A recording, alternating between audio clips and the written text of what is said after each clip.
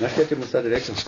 Zak ja reši ključnu kost, sam samo iz čaša, ja sam padao na ruke, 2 put salto u zraku i na običan beton na ploči sa 5,5 metara visine.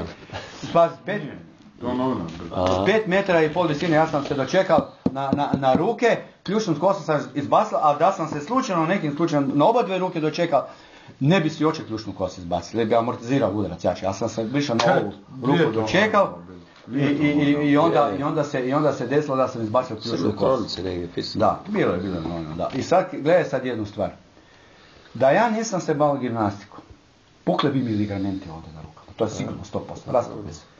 Još kad bi s glavom lupilo onaj beton, gotovo bi bilo, ruka bi mi se strgala, sve bi se strgalo, još bi lupilo, dobili potres mozga ili bi mi lubanja pukle ili neke. Zahvaljujući gimnastici, zahvaljujući tome što uvijek pritiske vršiš na tijelo, što se stalno gibam i krećem, koštana masa ti jača.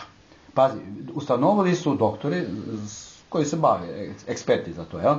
Da tenisač koji tenis igra, koji igra tenis, sa onom rukom koja više igra, koštana masa mu je 40 puta veća i jača nego za onom rukom koja ne igra. Kaj ste rekao da si neke bolestan pričao i to?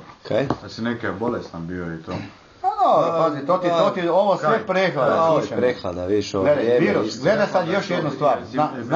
A non stop sam među ljudima. Nema veze. Možeš ništa. Nema veze. Pa da, pa to ti je dosta. Čekaj, sad ću ti jednu stvar reći. Ja sam isto mislio jedno vrijeme, daj da razgovaram da budu neke oznanje prenosim. Kaj sad jebe što je bla bla bla. Psihički duhom kloneš radi vremena, onda ti tijelo može ništa, slušaj. Na primjer, za sveždere vredi program krvna grupa tata, jedi to. Ok, za sveždere to je zakon, to je proizvela arđuvetska medicina. Ali za vegane, to spremi, spakuj i baci u smeće sve. Zašto? Zato što vegan unosi životnosnu hranu. Jer on na tebe misli od uvijeka. I ta životonosna hrana, slušaj, daj, nemoj ga, odvodi se tam, ja upadaš u riječi, ne daš mi da... Samo velim. I te isto, na Boga misli uvijek. Da, pa to je Bog, Bog je životonosna hrana, on je dao živu hranu, ne mrtvu. Bog je dao živu hranu, a ne mrtvu i lešine. Prekladi bi mu ozdravila sve. Kada su Saj babi došli, učenici neki, ne, i Saj baba je, bilo to je drvo želja, tam danas se postoji to drvo želja. Hajde, daj šuti. To je plin napravila, ali ajde, sve će biti u redu. Da. I od tableta djelomično i od plina, najviše od plina. I sad gledaj jednu stvar. Drvo želje se zove to drvo, danas možeš doći tamo, vidjeti u puta partiju gdje baba živi. I ljudi su se zaželjeli, bilo koji plod zrasao, odmah se stvorio taj plod. Zašto? To je jedna posebna priča tajna. On je materializirao jedno takvo voće, a kad su ga ljudi ugrizli, bili baba pa ovo je fantastično, ovako voće vidio na svijetu kada postoji.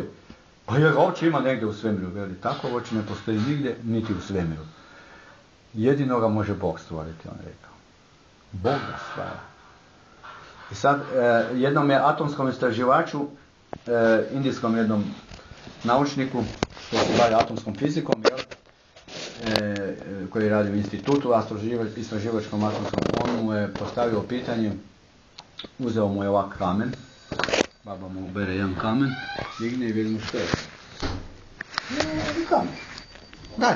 Dalje. Što je to? Mineral, kemijski ovo, on počne. Dalje, pa šta je unutra? Atomi, elektron, dalje. Pa ovo, pa onda veli, pa onda deli se na čelo, on je sve moguće, ono, znaš kako on gleda kroz... Dalje, veli. Pa ne znam, baba, više dalje ne znam. A on njemu veli, Bog je u njemu, a on je sladak i pretvori mu taj obični kamen koji je dignuo u kolač. Ne fini stomak kolač. Je to pojelo dobili takvu energiju da je sve ozdravilo u njegovom tijelu. Zašto? Zato što Bog ima moć transformacije sunčeve energije u bilo koji oblik. To je solarna joga. Dakle, onaj koji se bavi solarnom jogom, bio prije par dana ti biljan čovjek, isto na rubu znanosti, ja sam to snimio, to ćeš vidjeti na kazeti, dao je nadržba da mi presnimi to na CD. I on je, ja sam čitao o tim solarnim jogi, imao puno toga, budem ti dali jednu knjigu, fantastično danas ti pročitaš, pa ćeš shvatiti tajnu života.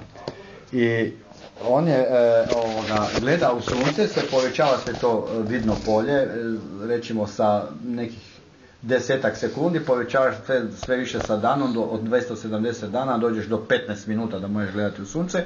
Normalno kad bi ovak gledao, oslijepio bi, ne? Ali samo gledaš u periodu kad je sunce u onom slabom zračenju, znači u izlasku i u zalasku, jel? Kad nisu to ultraljubičasta zračenja, jel?